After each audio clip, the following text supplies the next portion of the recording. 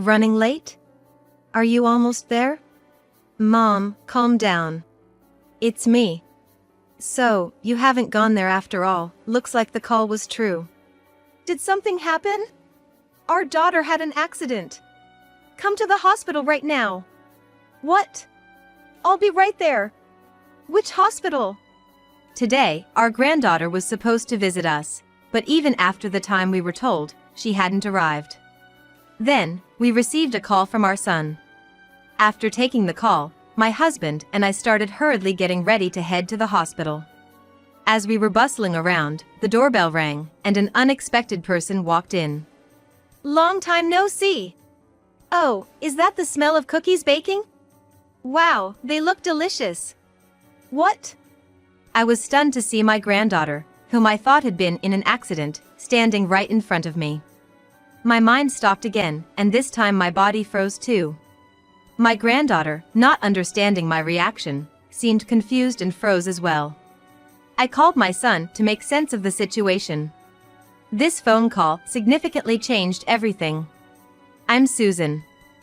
At 70, I'm already retired, enjoying my life. My husband, George, also over 70, is similarly enjoying his retirement.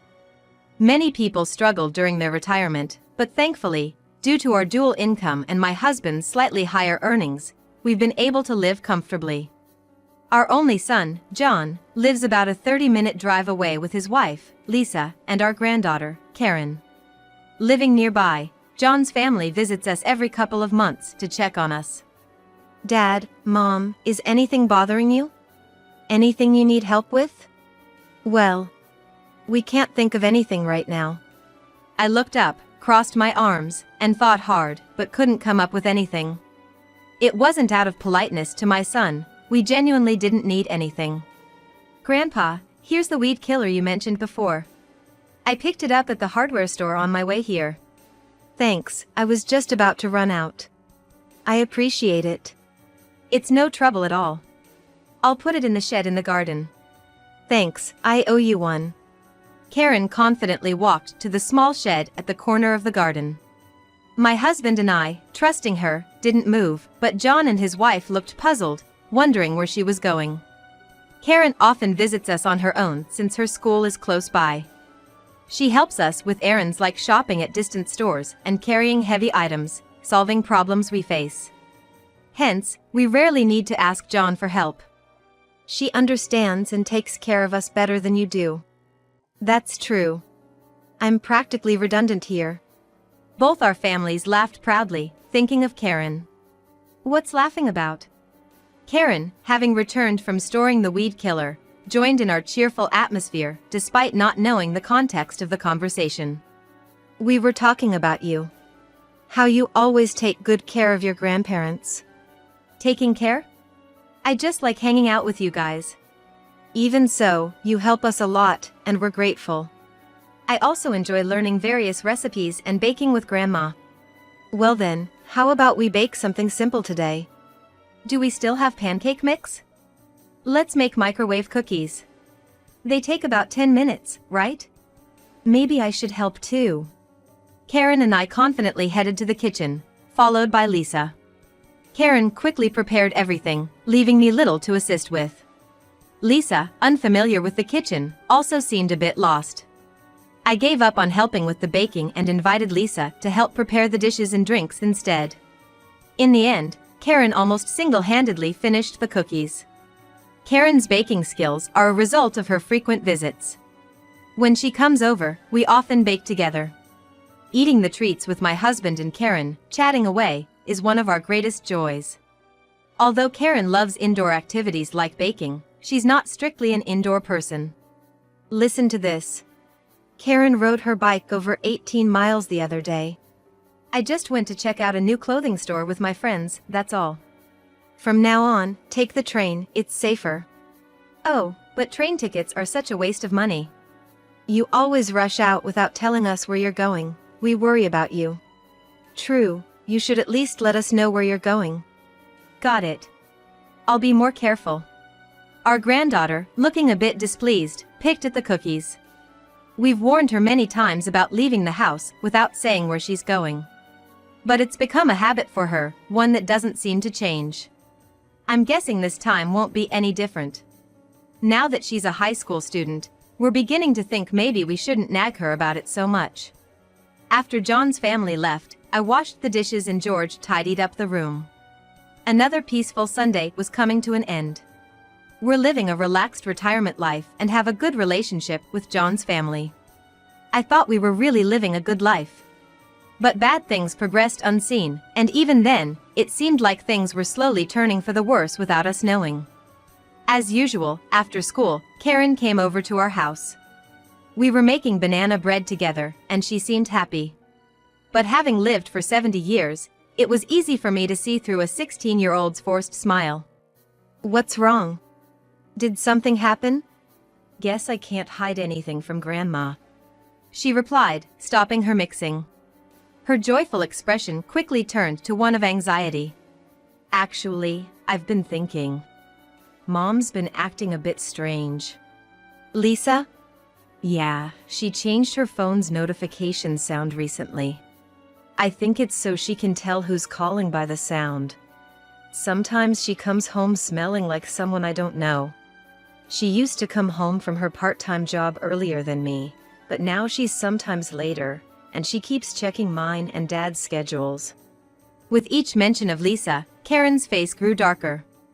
Unlike in my youth, high schoolers these days have more experience with love. They also have to be overly sensitive to others' reactions and feelings. Karen, as a high schooler, seems to suspect Lisa of having an affair. She doesn't use the word affair directly, probably because she doesn't want to believe her own mom could do that. And it's not something she can discuss with John or her friends. She must be struggling with what to do. Maybe Dad's also concerned about Mom?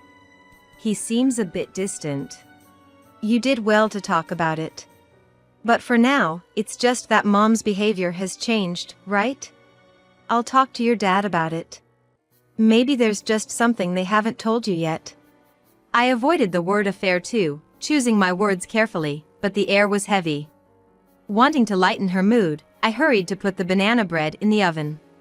It would take about 40 minutes to bake. Normally, time flies as we chat, but that day, our conversation was sparse, and we couldn't take our eyes off the banana bread. That night, I decided to call John to check on the situation. "Is everything okay between you and Lisa?" Karen seemed worried. I was afraid she'd noticed. She's been quiet lately, staying in her room, talking less. "Is Lisa really having an affair?" "I don't know. There's no evidence or certainty, just changes in her routine and interests. I can't just ask her outright if she's having an affair. So, all I can do is lightly probe through conversation and actions, mainly just observing. It's been over 15 years since Lisa married you, and she's always been kind to us, visiting with the family. It's hard to see her as someone who would have an affair. There's a good chance it's all a misunderstanding. Our relationship with John's family is good, as is ours. So, if we wrongly suspect Lisa of an affair, it could ruin this good situation. But if we do nothing, Karen will continue to feel anxious. And George is also troubled about how to interact with Lisa. John and I both sighed, feeling the dilemma. We couldn't come up with a good solution, so we agreed to think of one before our next call. George and I have been trying to find a good way to handle this, but days have passed without any bright ideas, and time just keeps slipping by. Paying a lot of money for a detective to investigate an affair, like in dramas or movies, is fiction. Reality is just like this. We've done nothing and 2 weeks have already passed. Karen hasn't visited in these 2 weeks, which is unusual. I was getting worried about her and thinking of suggesting she come over when she suddenly called. "Grandma, can I come over tomorrow?" "Sure, that's fine. I'll come before lunch. Looking forward to your cooking." I was surprised and relieved by her sudden call, and before I knew it, the call had ended with a mix of emotions. The conversation was a bit unclear, but it seemed like Karen was coming over to visit. Her voice sounded more cheerful than I expected. Maybe in these 2 weeks, we had somehow concluded that Lisa was innocent? Thinking about it, the whole affair suspicion was without evidence or certainty. Maybe I was just overly anxious about something that hadn't even happened. Deciding not to dwell on it anymore, I looked forward to Karen's visit with genuine excitement. The next day, I was waiting for Karen, baking cookies. It was Sunday, but only Karen was coming. John, who works in production management at a factory, apparently had to work due to an urgent deadline. Since John was working, Lisa decided to work her part-time job, so Karen was coming alone. Despite trying not to, I still felt a bit heavy-hearted, not having eased Karen's worries yet, making even the cookie dough feel heavier. Lost in thought, I forgot about time. Suddenly, I realized it was almost lunchtime, and Karen was running a bit late. I couldn't help feeling a wave of unexplainable anxiety. Restlessly waiting, I watched the cookies baking in the oven, trying to distract myself. After about 10 minutes, just as the oven timer went off, the phone rang. Thinking it was Karen, I answered without checking the number. Karen, are you running late? Are you almost here? Mom, calm down. It's me, John. Realizing it wasn't Karen, I felt a bit disappointed. But it helped me regain some composure. Hearing John's anxious voice on the other end, I asked, "It looks like you didn't go there after all. Then, it seems the call was true." What's wrong? Karen had an accident. Come to the hospital right now. What? I froze in shock, feeling like my soul was leaving my body. Mom! Stay with me. Get to the hospital. I'm on my way there too. I'll be right there. Which hospital? John's urgent voice snapped me back to reality. After explaining the situation to George, we hurried to get ready for the hospital.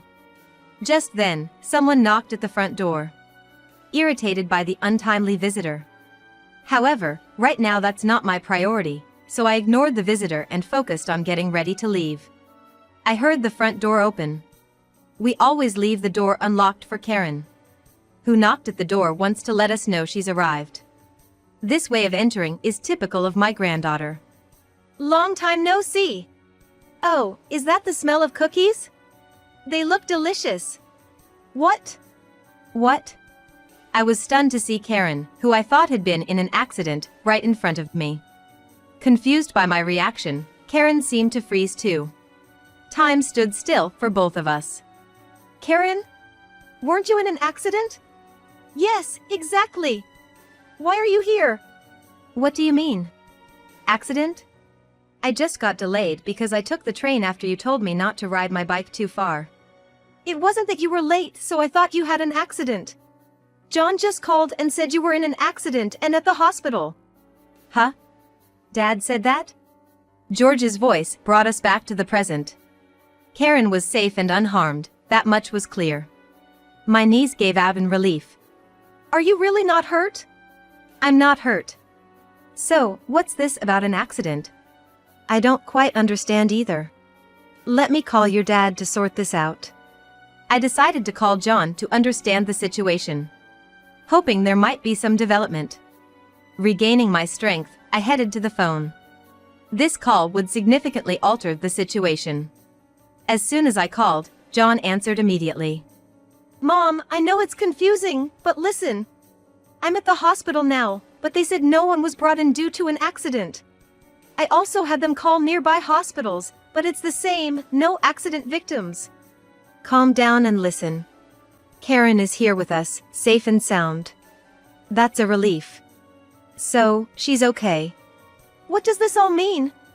It was Lisa who received the call. They said our daughter was brought to the hospital after an accident.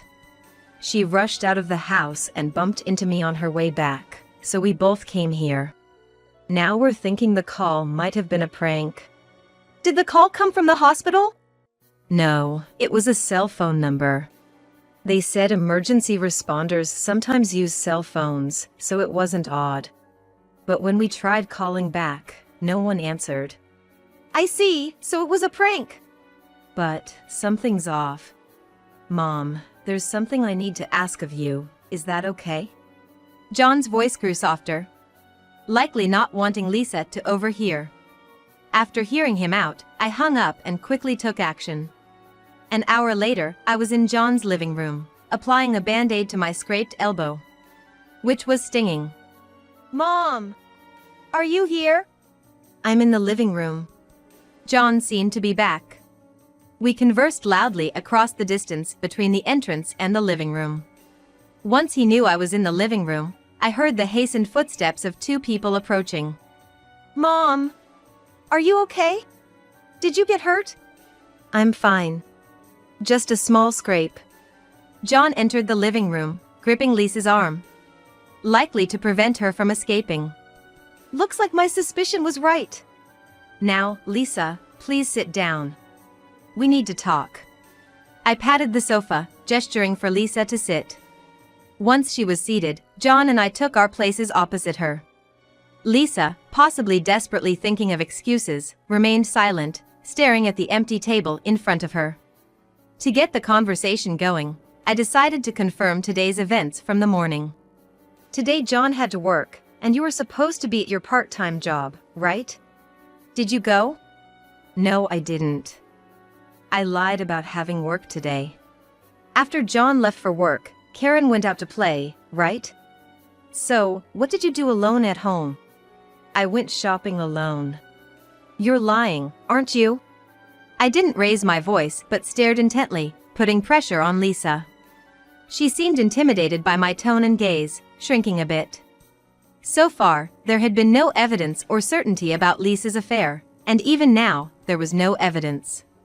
But I was certain, so I decided to press her until she confessed. "Weren't you at home all this time? With your lover?" "That's not true." Lisa, who had been looking down, now raised her head to firmly deny my words. The lie about not going to work could be easily verified, but not the affair. Lisa seemed to be quickly deciding what to admit and what to deny. It seemed simple but required quick thinking to avoid being caught in a lie. I had to be careful with the flow of the conversation and my choice of words. "Weren't you always asking about their schedules because you were inviting your lover over when you were alone?" But today, John finished work earlier than planned, right?" "Yeah, there was some miscommunication between sales and the client, so there was no rush. I was supposed to work until evening, but I finished around midday." I messaged Lisa to see if she needed anything from the store on my way home, but when she didn't reply, I just went home. "Lisa probably noticed the message when you were almost home, right? Then, in a panic, she left to find you, making up the story about Karen's accident to avoid you coming home and catching her with her lover." At the hospital, Lisa's behavior was odd.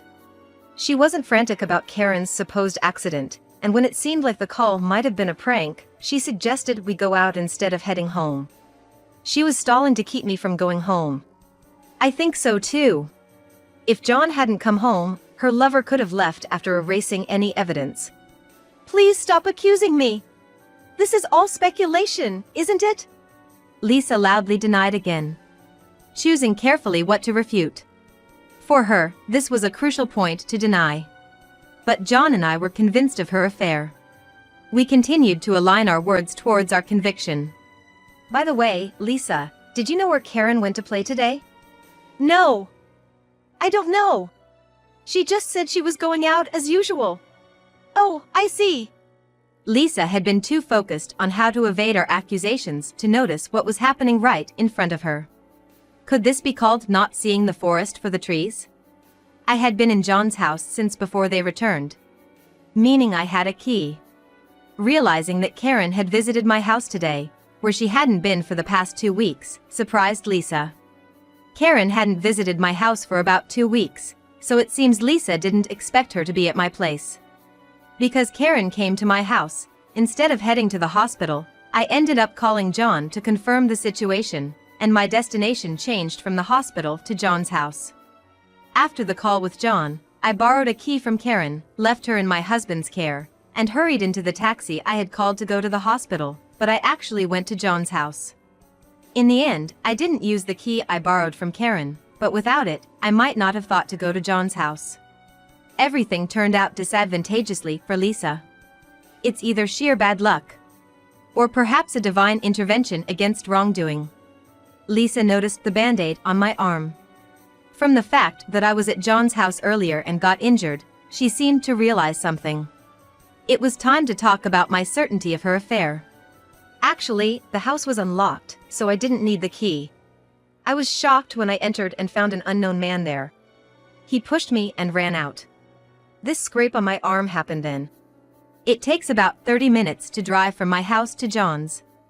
But the taxi driver took some back roads and got there in about 20 minutes. Impressive professional skills.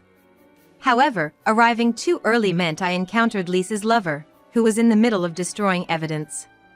The person who pushed me was your lover, right? I don't know such a person. Lisa firmly denied again. She seemed to think denying any connection to the affair would let her escape. Without tangible evidence like photos or recorded conversations, it's indeed the simplest and best strategy for her. But the moment I met the lover, Lisa's defeat was confirmed. So, the person I met was a burglar then? That would be the conclusion. Lisa, it's serious. A burglar entered this house. You need to call the police. Call the police? Of course. There was a burglary. But, we should check the house first to see if anything's stolen, right? You're surprisingly tolerant to let it go just because nothing was stolen.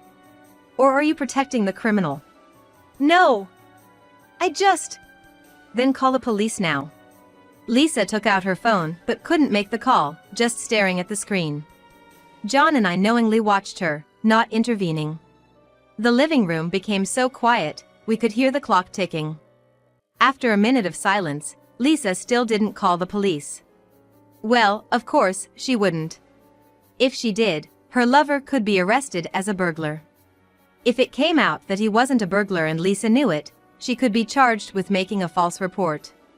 Plus, if she told the truth, it would mean confessing her affair. Reporting would turn into a much bigger problem than just admitting the affair. It seems you can't make the call. I'll do it then. Let's first check the house for stolen items. If nothing's stolen, there's no need to report, right? Besides, involving the police is troublesome. You might not report a theft, but I'm injured. I'll report it as an assault case. And I'll have to tell them about the break-in too. It might even be considered aggravated burglary. I can report it if you want. I can't just overlook a burglary. As John and I insisted on reporting, Lisa's face grew paler. If you admit to having an affair, and that the man I met was your lover, I won't report it. Choose. Was he a burglar or your lover? Admitting the affair means no police report, just resolving the affair issue. But denying it leads to a bigger scandal with the police involved. I gave Lisa a choice, but it was really only one option. I'm sorry. I had an affair. Though we had no evidence, John and I managed to get her to confess. It would be too embarrassing to involve the police now.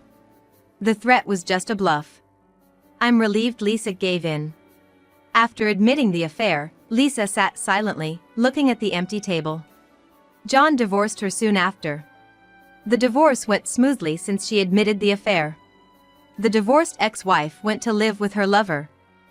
But her troubles continued. It turned out her lover was a married man who had hidden this fact. The lover managed to reconcile with his wife, leaving the ex-wife alone. Now single, she had to work to pay for her living expenses. However, having been a part-timer since marrying John, she had a 15-year career gap. She's struggling to find a job now. And is living in a cheap apartment, depleting her savings. But savings aren't infinite. She'll need an income eventually. She seems to be continuing with her part-time work, but spending time on it makes her already difficult job search even harder. Yet, relying solely on her part-time income, she can't escape the quagmire of depleting her savings. I'll support her in finding a job soon, though not wholeheartedly. I thought Karen would be shocked to learn about her mother's affair, but she wasn't as much as I expected. I was just feeling uneasy, not knowing whether she was having an affair or not. I'm relieved it's clear now. Otherwise, it would have been unfair to Dad, having a wife who might be unfaithful. I had thought Karen was feeling anxious, but it seems she was just troubled. Maybe it's a difference in thinking and values from my time? Whether it's apparent or not, wrong is wrong. Karen seems to be able to cleanly separate things like that. Of course, she was a bit shocked when John and his wife divorced, but now she's back to her cheerful self. Today, she's coming over to our house to play, as usual. I need to prepare the ingredients for pudding before she arrives.